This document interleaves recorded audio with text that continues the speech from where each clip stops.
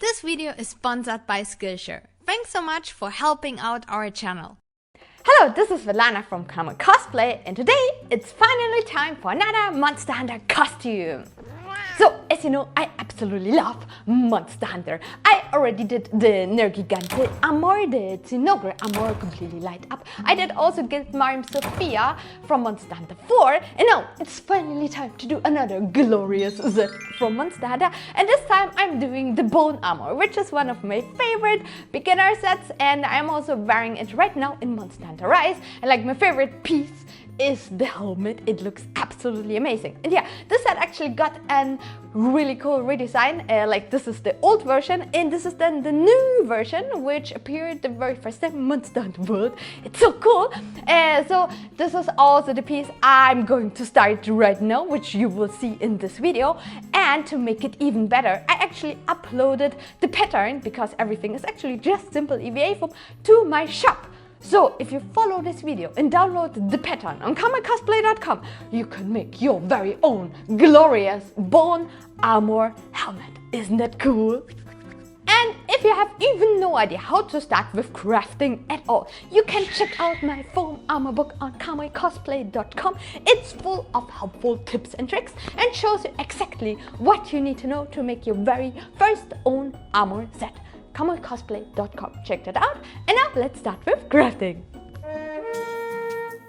So even though I'm doing the version from Monster Hunter Rise, I still use the model from Monster Hunter World as my main reference. It just has a better resolution and most of the parts look identical anyway. And as you can surely see, the armor design is really awesome. I was so excited. The first crafting steps were done by Benny though, so here he is.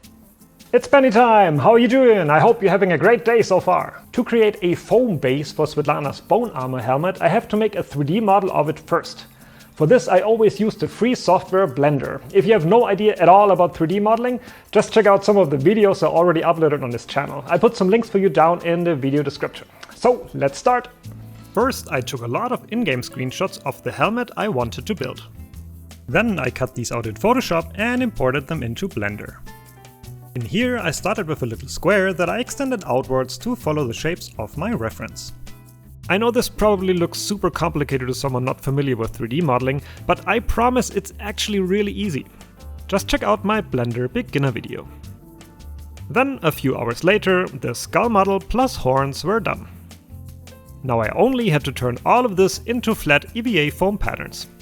And yes, I also have a separate video tutorial about this step. Man, I am so prepared. Okay, so once I was done, I simply printed the patterns out. After cutting them all out, I grabbed some 5mm low density EVA foam and traced all of them. Twice. We obviously need 2 halves of it. A few strokes of my box cutter later and I had all the pieces cut out and ready to go. I applied contact cement to all the edges, waited a bit for it to dry, and then connected all of the pieces. Just one after the other. This way the skull base slowly got into shape. Here was also the smaller eye part, which was a bit harder to glue and attach. Then, after connecting both of the halves, I also had to build the horns. The steps here are pretty identical though, so let's fast forward a bit. Alright. Last but not least, I only had to connect the horns to the base of the skull, which turned out to be rather tricky. Luckily, Svetlana volunteered her supreme foam gluing skills to help me out. And here was the finished base. Looks exactly like my 3D model, right? I love it when a plan works out. And it even fit me perfectly, just it wasn't for me though, so it turned out a bit too large for Svetlana. So I just made another one at 95% the size. Second time's the charm, and Svetlana was happy. And for now, my job here is done. Bye! And then it was my turn again. Once I got the base of the helmet, the real fun could finally begin. First, I had to secure the shape of the foam with duct tape. While Benny made a great pattern, the foam was still a bit too wobbly. To make everything more durable, I decided to coat the inside with resin. All material links are in the video description, by the way. I put on some silicone gloves and began mixing this 2-part resin I got from Cosplay shop BE. It's similar to Smoothcast 300 if you're looking for an alternative. The mixing ratio is 1:1, but doesn't need to be super exact, so this was easy peasy. Some stirring, and I could simply pour the resin into the helmet. I obviously had to be careful here and didn't use too much. I just tried to spread the material as far as I could without spilling it all. This was the first layer. It actually cured within a few minutes, which was really nice. Time for a second round. I applied the next layer exactly the same way. In the end, I coated the inside of the foam with 4 layers of resin. As you can see, this gave the helmet a lot of extra stability and the foam build now stayed in the right shape. Perfect! Next, it was time for sculpting. Here I used my beloved foam clay. To make it sticky, I had to spread some water onto the surface first. Afterwards, I began covering the whole helmet with clay. It definitely helped a lot that the foam was now really solid thanks to the resin. As you can see, even though I worked still pretty rough, this step took quite a while. I always used water to smooth out the clay and added more and more material on top to sculpt out the shape of the skull. I just really added foam sausage after foam sausage and slowly built up the shape while looking at my reference. In addition, I also used the clay to create some cute teeth. Sculpting them is really easy. I only had to let them dry for a few days and then heated them up with my heat gun. This way I could carefully shape them and make them more teeth-like. I actually really like to texture them, so I used my trusty Dremel to sand in some additional scratches. Then I squeezed the teeth into the soft clay, so the transition looked really natural. Once done with the sculpting, I used my heat gun to dry the foam clay a bit. As you can see, I finished the right side first and only then did the left side. I'm not very good with symmetry and this just helps me a lot. I'm also not really good at sculpting, but Benny's space helmet was an incredible help. And obviously the corgi cuteness was also a huge support. I then added the last teeth and did some final sculpting around them. Well, now at least the face was done so far. Next, I had to cover the horns in clay as well. But they turned out to be too squishy. So I had to cut in a huge hole, mixed some fresh resin and poured it all into the horn at once. Plus some tape to keep everything inside. And then I just hoped it would spread properly within the foam. Ah, see? So much better. Finally, I could cover the horns with clay as well. This step took a while again, but let's speed this up a bit. Dum-de-dum. Well, and this was the final sculpt. Isn't it already super cute? As you can see, the surface still looked quite bumpy and rough, but we'll fix this now. For this job, I used simple 100 grit sanding paper. First, I did my best to smooth out the clay with my hands, but also used this handy tool here. Okay, the next part was actually to carve in the texture with my Dremel. I was super nervous here and really scared to mess it all up. The foam clay creates actually a lot of dust. So never forget your respiratory mask while sanding. As you can see, I used different sanding tips for different effects. These are no special carving tools, just ordinary sanding, grinding, engraving and polishing attachments. I just had to be a bit creative here. My reference from Monster Hunter World wasn't super helpful at this point, so I tried my best to improvise and let it look bone-like enough. I mostly dremeled in lines and did little spots and holes. Really, I had no idea what I was doing here, but after a few hours of texture work, I would say the result was fine. To be honest with you, I was so happy that I didn't mess up this part and it wasn't necessary to start all over again. This was a really intimidating step.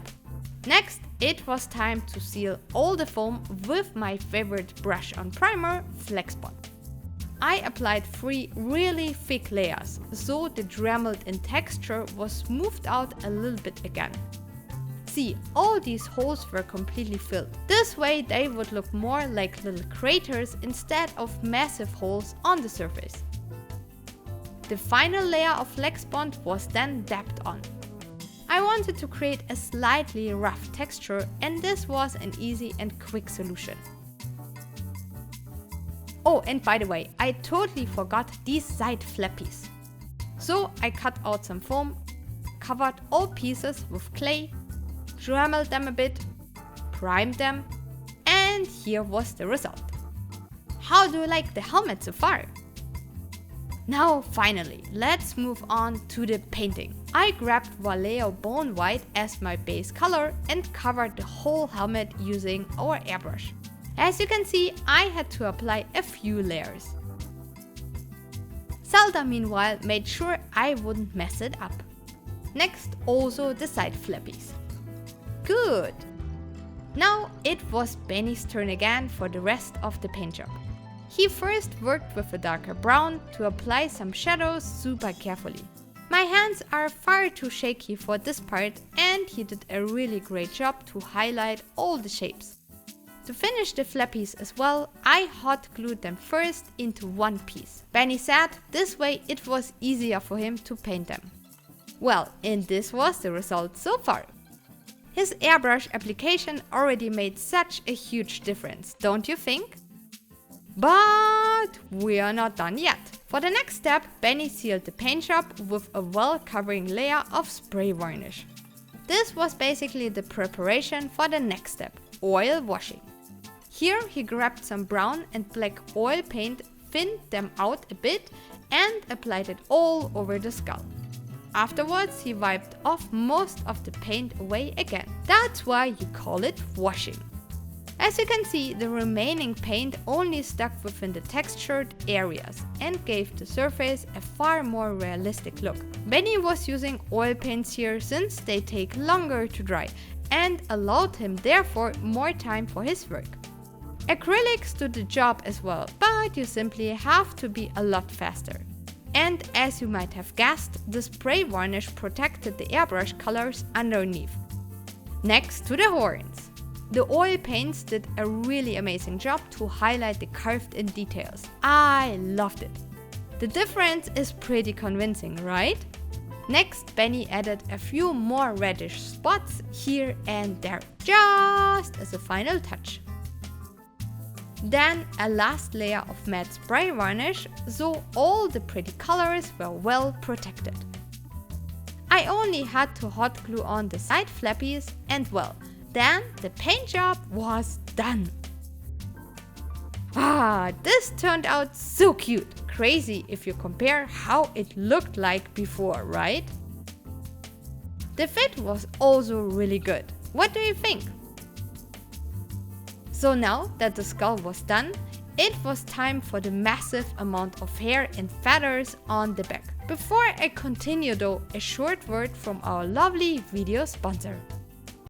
Recording good YouTube content takes a lot of practice. What can really set your videos apart, however, is good lighting. If you need some tricks to get started, check out the Essential Lighting Skills and Techniques for Video and Content Creators course from In Process on Skillshare. Here they show you a lot of cool tricks on how to work with natural light, set up a classic 3-point light, or even use colors to make your videos really pop. Other than that, Skillshare is a huge online learning community full of inspiring classes for creative people like you and me. It offers countless hours of educational content on illustration, design photography, video editing, productivity, lifestyle, and so much more. The first 1,000 people to use the code in my video description will get a free trial of Skillshare Premium membership, so hurry up and check out all these helpful classes. Thanks again to Skillshare for sponsoring this video. Now let's continue. Okay, now it was my turn again. Prepare for the hair. Oh no, not just the hair, but the hair. So first, I chose to sacrifice this old wig to the gods of cosplay. After cutting this poor thing apart, I pinned it onto a styrofoam head. Yes, this would be the base for the hair. Next step, I glued the top a little bit into shape and smoothed out the hair a bit. And now the fun could finally begin. As you can see, I ordered a lot of extra braid extensions. They had already a lot of volume and should be perfect to create the extra fluff. I didn't really know what I was doing here, like always, but I simply began knitting all these pieces into the wig. Actually, my inspiration for this part was Narga's absolutely amazing wig tutorial for her Korean armor. Please go check her out, her work is absolutely mind-blowing. I added so many additional strands that the wig became pretty massive quite fast. Here and there, I also shortened it a bit though. To fill it up even more, I also melted the tip of more extra hair and hot glued it into the wig. And as you can guess, all of that added quite some weight. Then I closed the gap at the top and yes, added even more hair. This slowly went out of control. And then, finally, I began styling this craziness. No idea how I would wear this on my head, but just like most cosplayers say, let's just figure this out later. And now look at Midna, just sleeping and not knowing anything about this heavy, hairy nightmare. Now, believe it or not, but I just hoped Velcro tape would work for the attachment. Yes, only Velcro. Let's hope for the best, right? I'm actually a very optimistic person when it comes to crafting. In Germany, we have a saying that goes, passt schon. I just had to make sure the edges were well covered with hot glue as well. Before trying out the attachment though, I have to tell you about some magic I discovered during this project. Self-adhesive balance weights. I had no idea these things existed, but they were absolutely perfect to fix the balancing issue. As you can see, I began gluing them to the front of the jar to create a counterbalance for the hair. I wasn't sure how much I would need, but I just hoped this would be enough. Spoiler alert, it wasn't enough, not even close. Then I also added some foam padding to keep the helmet in place. I actually used simple contact cement as an adhesive here. For the fluff at the front, I prepared some extra hair and simply hot glued it underneath the padding. Let's just keep this quick and easy. Hot glue is a cosplayer's best friend after all. Then I began shortening this hair as well and was suddenly attacked by 3 corgis. We actually only have Zelda and Midna, who are both really cuddly, but this week we also took care of Booker, who is their best buddy. Okay, now back to work. And some final hairspray here and there. Then for the fluffy extras, I got a few pretty feathers. I attached a cord onto one and added beads from some old costumes. Love them. Next, I only had to tie those accessories into the wig.